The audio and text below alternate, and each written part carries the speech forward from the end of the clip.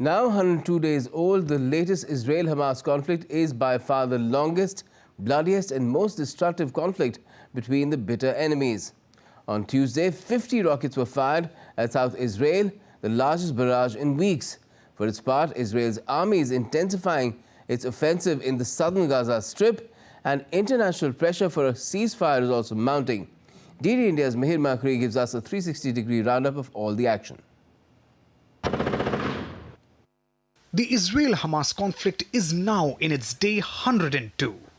But the battle still continues with no end in sight.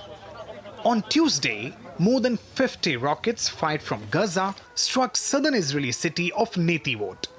At least 20 rockets were intercepted by Israel's missile defense system Iron Dome over the area, while others landed, causing damage but resulted in no injuries. Israeli forces escalated their ground operations in Gaza, eliminating a dozen Hamas terrorists near Beit Lahaya and detecting around 100 rocket launchers. The Israeli Air Force also conducted airstrikes on Hamas targets in Al-Shati and Khan Yunis.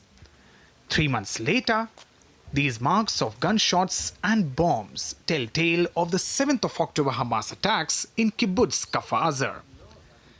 This Israeli couple is among the first to return to their home in the traumatized community, just a few kilometers from the Gaza Strip. The bombing it's like it was in the last 20 years. We've been here in 2014, we've been here in 2009, all the small wars, and we've been here all the time. We never left the house. And so the bombing doesn't bother.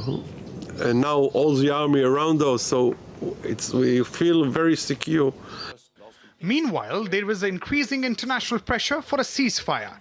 This was emphasized by the German foreign minister during the World Economic Forum in Davos.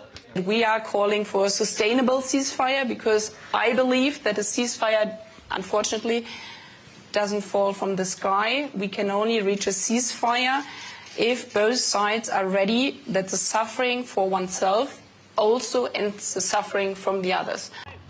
On the Lebanese front, the Israeli forces carried out a large wave of airstrikes and shelling against terror group Hezbollah's infrastructure in southern Lebanon's Wadi Saluki.